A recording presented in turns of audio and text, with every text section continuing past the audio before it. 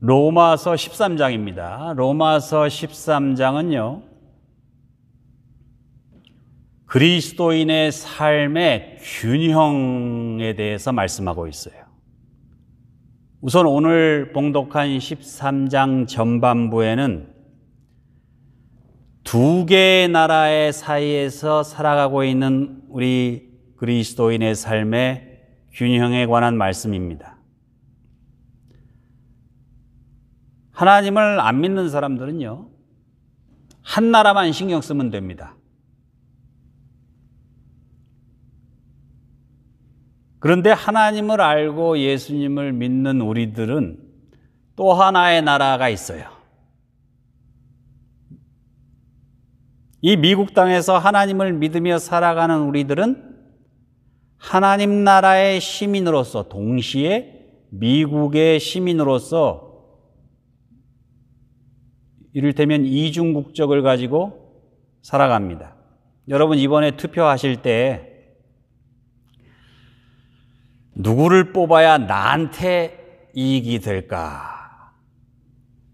그것만 생각하시지 않았죠?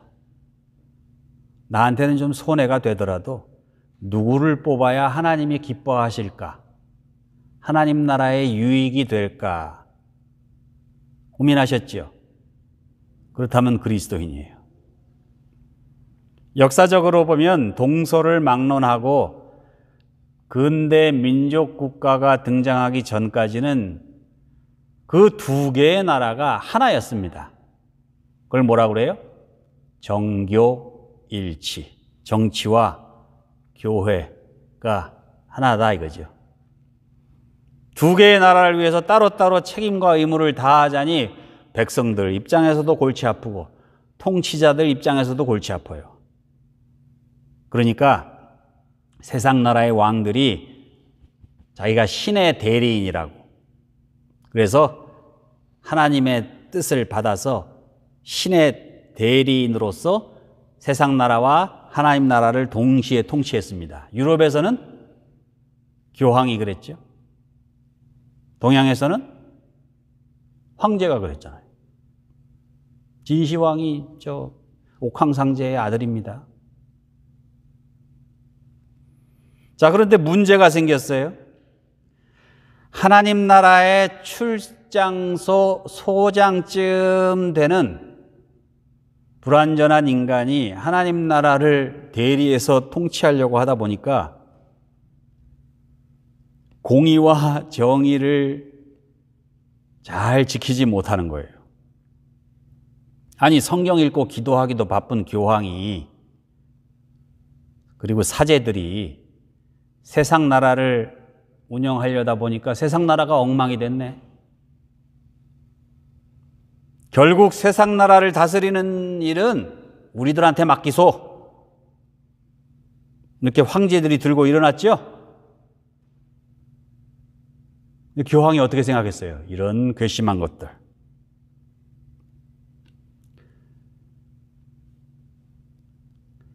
여러분 잘 아시는 카노사의 굴욕이라는 세계사의 유명한 장면이 있죠.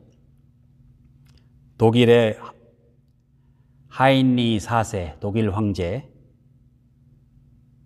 교황 그레고리 7세하고 서로 권력을 두고 갈등을 빚다가 결국 어떻게 됐어요? 독일 황제 하인리 4세가 교황 그레고리 7세한테 거기 교황이 살던 그 궁이 카노사예요. 카노사 성 앞에 가서 한겨울에 3일 동안 무릎을 꿇고 손바닥이 발바닥이 될 때까지 빌었어요. 잘못했다고. 그때 교황권이 셌으니까. 자, 이때 교황이 신나가지고 하나님 나라하고 세상 나라하고 내가 다 통일했다. 내가 최고야. 좋아했을지 모르지만 그 이후로 교황과 황제들 간의 갈등이 깊어져서 백성들의 삶이 참 고달파집니다. 그 이후로. 교황이 막강한 권세를 휘두르면 휘두를수록 교회는 더 부패하고 타락하고 하나님 나라하고는 멀어졌어요. 그렇게 교회가 세상 권세에 취해서 인간의 욕심과 허영이 반영된 교리를 내세워서 백성들을 괴롭히고 착취하고, 그래서 종교개혁이 일어나잖아요. 자, 이런 관점에서 보면 종교개혁은 성직자들은 하나님 나라를 위해서 봉사하고, 세상 나라는 정치인이나 관료 같은 전문가들한테 맡겨야 한다.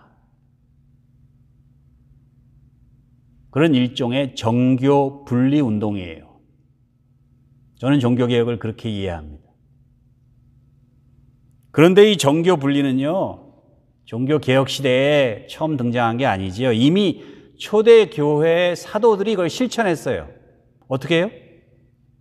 사도들은 기도하는 일과 말씀 전하는 일에 전무하리니, 봉사와 구제, 교인들 돕고 지역사회를 돕고 봉사하고 하는 일은 누가 했어요? 집사님들이. 이미 초대교회 사도들만도 못한 거예요. 중세 교황들, 황제들이.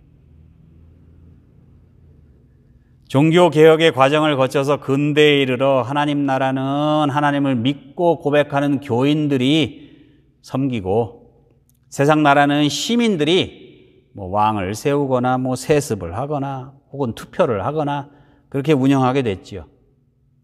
그래서 오늘날까지 이렇게 되고 있습니다.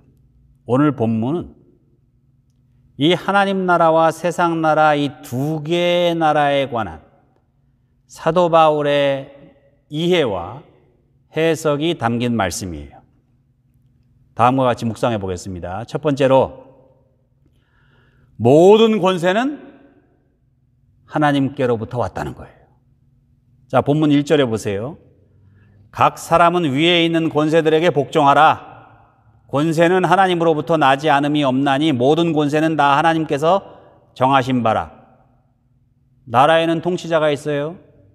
기업에는 사장님이 있어요. 가정에는 부모님이 있어요. 조부모님이 계세요. 교회에는 교황이 있고 사제가 있고 목사가 있고 장로가 있죠. 크거나 작거나 어떤 조직이나 기관이나 공동체나 그 공동체를 앞장서서 운영해 나가는 사람들이 있어요. 권세자들이 있단 말이죠. 힘을 가진 사람들. 그런데 그 모든 권세가 어디서부터 왔다고요? 하나님께로부터. 자, 그러면 이 말씀을 누가 제일 좋아했을까요? 왕들이 좋아했죠. 왕들. 이 힘을 가진 사람들. 권세자들. 하나님이 자기 편이라는 거 아니에요? 하나님이 힘 가진 사람들의 편이라는 거 아니에요? 자, 그러면 생각이 좀 있는 분들은 아마 이렇게 묻겠죠? 아니, 모든 권세가 다 하나님으로부터 왔다면은 가정에서 그냥 엄마를 때리고 폭력을 행사하는 그런 아버지 권세도 하나님이 주셨나? 백성들을 괴롭히는 아주 악독한 독재자, 그 권세도 하나님이 주신 거네? 그렇게 못된 사람들한테 하나님이 권세를 주셨다면 그거 하나님 잘못이네? 맞죠? 그래서 본문 4절까지 보아야 제대로 본문을 이해하는 거예요. 본문 4절에 뭐라고 그래요? 그가 누구예요? 권세자. 하나님의 사역자가 되어 내게 선을 베푸는 자니라. 자, 하나님 주신 권세자의 뜻이, 정의가 여기 나와 있어요. 그가 누구라고요? 권세를 가진 자는 하나님께서 보내신 사역자로서 뭘 베풀어야 돼요? 공의와 선행을 베풀어야 돼요. 근데 역사적으로 권세자들은 몇 절까지만 가르치고 강요했어요? 3절. 4절은 그냥 싹 넘어가고. 그러나 사도 바울은 하나님으로부터 권세를 위임받은 자들은 자신의 이익과 편리를 위해 자기 마음대로 그 권세를 써서는 안 되는 거예요. 하나님의 사역자라는 그런 겸손한 마음으로 반드시 하나님의 뜻을 살펴서, 그게 나라면은 그 백성들, 교회면은 교인들 위에서 뭘 베풀어요? 선을 베풀어야 한다 하는 말씀이에요. 하나님께서 권세를 주셨습니다. 그 권세를 하나님의 뜻대로 사용하면 좋은 지도자가 되는 거고, 자기 멋대로 쓰면 나쁜 지도자가 되는 거예요. 그런데 좋은 지도자들은 자기에게 주어진 권세가 하나님 주신 것이니 나를 따르라 합니까? 안 합니까? 안 해요. 나쁜 지도자, 간악한 독재자들일수록 자기의 권세가 하나님께서 주신 거라고 강조합니다. 여러분 그걸로 분별하면 돼요. 아, 내 권세가 하나님으로부터 왔다 이렇게 얘기하는 놈들은 나쁜 놈들이에요. 여러분 권세는요, 하나님이 우리 모두에게 나누어 주시는 수많은 은사들이 있는데 그 은사들 중에 저 밑에 있는 거예요. 아무것도 아니에요 사실. 근데 그걸 가지고 그냥 사람들을 괴롭히고, 자, 여러 수많은 은사 중에 하나에 불과해요. 그게 권세가 아니라도 하나님께서 우리에게 주신 은사 있잖아요.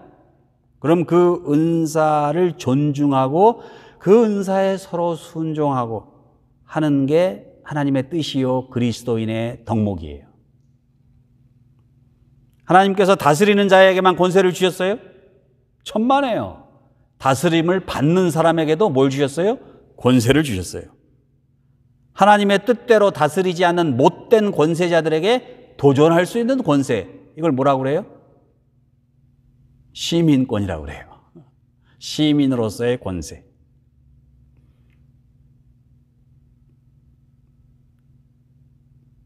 근데 아주 오랜 세월 이런 권세가 있는 줄 몰랐지요, 사람들이. 왜요?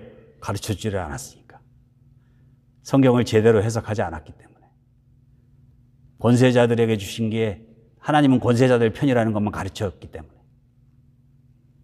그렇게 크거나 작거나 간에 하나님께서 우리 모두에게 나누어 주신 권세들이 서로 어우러져서 이렇게 타협점을 이루어가는 게 정치예요.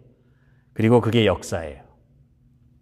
그런 의미에서 우리 모두에게 권세가 있어요. 그리고 그 권세는 하나님께로부터 왔다고 고백할 수 있어요. 자, 그렇다면 권세가 많으면 행복하고 권세가 적으면 불행해요? 자, 권세가 뭐라고요? 하나님 주신 은사 중에 하나라고요. 은사는 뭐예요? 권한이에요? 책임이에요? 은사는 책임입니다. 은사가 많다고 행복하지 않고 은사가 적다고 불행한 게 아니에요. 오히려 은사는 준엄한 책임이에요. 은사에는 책임이 따르고 반드시 그 책임에는 심판이 따라요. 권세를 받은 사람이 그게 크거나 작거나 그걸 잘 활용해서 하나님께 영광을 돌리면 축복이 되는 거고, 그렇지 못하면 아무리 큰 권세, 크면 큰 권세를 받을수록 더 저주가 돼요. 그것 때문에 더 망해요. 한국이나 미국이나 그런 사람들 뉴스에 많이 나오죠. 아무리 적은 권세라도 하나님 주신 권세를 두렵고 떨리는 겸손한 마음으로 잘 감당하시기를 우리 주님의 이름으로 축원합니다. 두 번째, 하나님 나라도 인정하고 세상 나라도 인정해야 된다는 거예요. 본문 2절 보세요. 그러므로 권세를 거스르는 자는 하나님의 명을 거스름이니 거스리는 자들은 심판을 자취하리라. 자, 여러분, 우리는 예수 그리스도를 내 인생의 주인으로 모시고 왕으로 모시고 하나님 나라의 백성으로 살고 있죠. 그러나 동시에 이 미국이라는 세상 나라의 시민으로 살아가고 있죠. 우리 이민 오기 전에는 한국이라는 나라의 시민으로 살고 있었다가 미국에 와서 이제 미국 시민으로 사는 거예요. 하나님 나라의 백성으로서 하나님 말씀, 성경 말씀대로 살지요. 미국 시민권자, 영주권자로서 미국의 헌법과 연방법, 캘리포니아 주 법을 지키면서 살아가고 있죠. 나는 하나님을 믿으니까 세상 나라 권세는 나는 인정 안 할래. 이런 교파도 있어요. 그러니까 나는 교회만 섬기면 돼. 교회의 일원이야 나는. 교회만 인정해. 딴 건 다 필요 없어. 나라는 있어도 되고 없어도 돼. 그러나 여러분, 비록 불완전하고 한시적인 세상 나라지만은 미국이라는 나라와 그 나라에 준 권세도 하나님께서 허락하신 거예요. 잘못한 것도 많지만. 우리가 잘 아는 여호와 증인들 가운데 뭐 다 그런 건 아니고, 세상 나라에 대한 권세, 그 책임과 의무는 인정하지 않고 교인으로서의 책임과 의무만 주장하는 분들이 계세요. 종교적 양심에 근거한 병역 거부. 하나님은 평화의 하나님이시죠? 사람을 죽이는 걸 원하세요? 살인하지 말라. 하나님은 살인을 원치 않으세요. 사람을 죽이기 위해서 무기 사용, 총 쏘는 연습하고 뭐 미사일 터뜨리는 연습하고 전쟁을 연습하는 일 하면 돼요, 안 돼요? 안 하면 안 할수록 좋은 거예요. 맞아요. 하나님은 전쟁을 원치 않으세요. 하나님은 평강의 하나님이세요. 그런데 역사적으로 보면은 전쟁을 일으켜서 다른 민족을 지배하고 다른 민족들을 다 노예로 삼고 맘대로 죽이고 하려고 했던 사람들이 있었죠.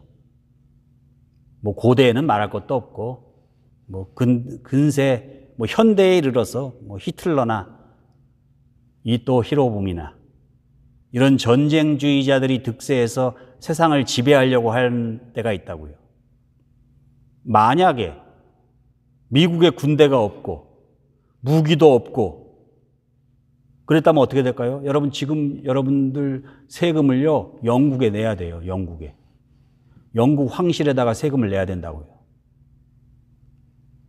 독립전쟁을 안 했으면은 영국에다가 세금 내야 되고, 관공서 가면 어떻게 해야 돼요? 하이 히틀러! 이렇게 해야 된다고요. 미국에 무기가 없었으면은 독일이 미국을 지배할 거 아닙니까? 아니면 태평양 전쟁에서 미국이 졌으면 어떻게 해야 돼요? 지금 우리가 황성요배, 일본 우리 천황이 계신 천황의 황궁에다가 요배해야 돼요. 절해야 돼요. 지금 예배 시작하기 전에 궁성요배부터 해야 돼요. 야스쿠니 신사 앞에 절부터 하고 예배 드려야 된다고요. 성경은 전쟁보다 더 악한 노예제도, 인종청소, 이런 극단적인 상황에서 참상을 막고 평화를 유지하기 위한 최소한의 필요악으로서의 불가피한 전쟁을 인정하고 있어요. 성경을 가만히 보면. 악한 권세자들에게 최후의 순간, 뭐 데모도 하고 뭐 말로도 하고 뭐 하지만은 최후의 순간은 무기를 들고 대항할 수 있는 최소한의 저항권으로서의 전쟁을 인정하고 있습니다. 사도 바울은 그리스도인들은 이 땅에 살아가는 동안 하나님 나라의 권세 아래 평화롭고 정의롭게 살아야 한다고 말씀합니다. 그렇게 하기 위해서 하나님의 뜻을 행하는 세상 나라의 권세 존중하라, 이렇게 말씀하고 있어요. 마지막으로 세 번째, 하나님의 나라에 대한 책임, 세상 나라에 대한 책임을 우리 그리스도인들은 다 해야 돼요. 예수 믿기 힘듭니다. 다른 사람들은 하나만 생각하면 되는데 우리는 양쪽을 다 생각해야 돼요. 본문 7절에 보세요. 모든 자에게 줄 것을 주되 조세를 받을 자에게 조세를 바치고 관세를 받을 자에게 관세를 바치고 두려워할 자를 두려워하고 존경할 자를 존경하라. 바리새인들과 헤롯 당원들이 예수님을 올무에 빠뜨리려고 아주 난처한 질문을 한 적이 있죠.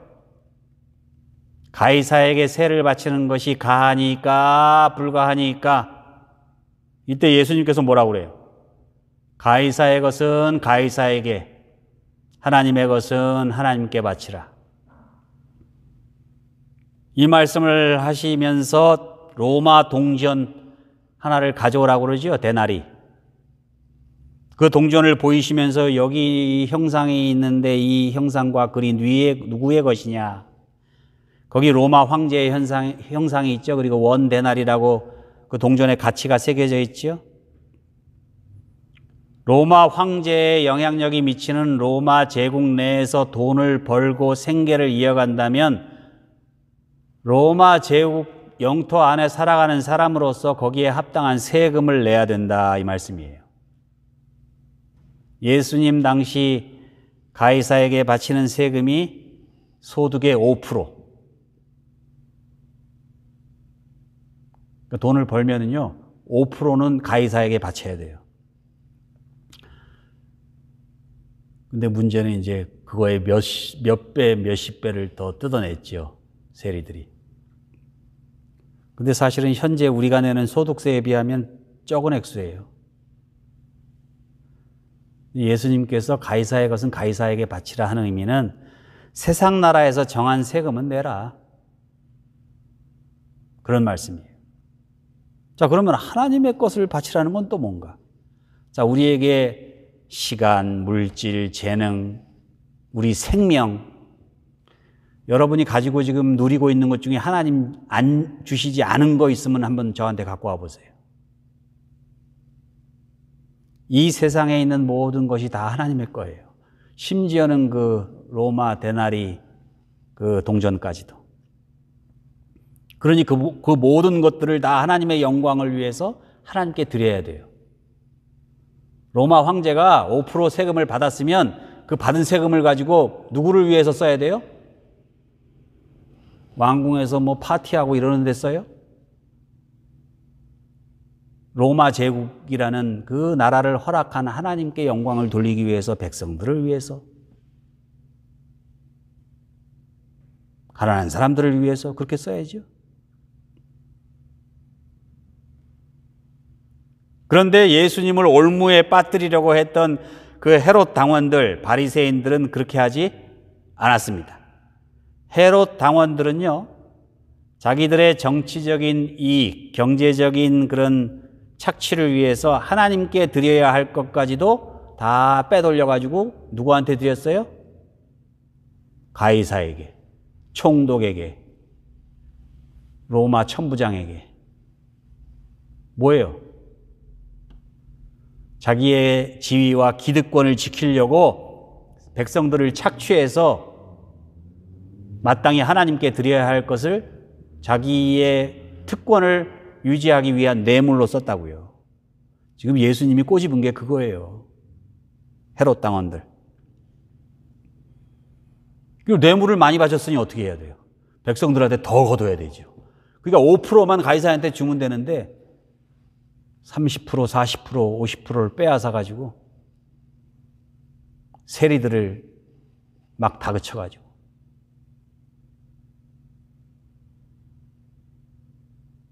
그러니까 아는 사람들은 로마 황제보다 헤롯 당원들이 더 못된 놈들인 거예요. 바리새인들은요.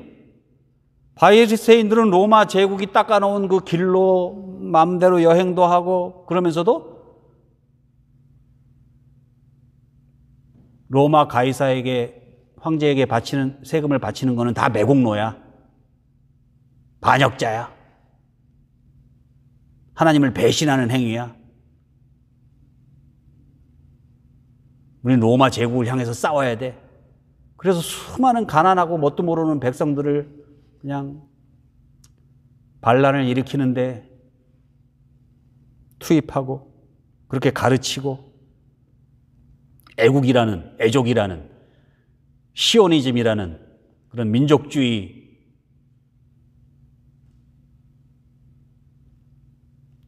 민족주의를 강요했단 말이죠.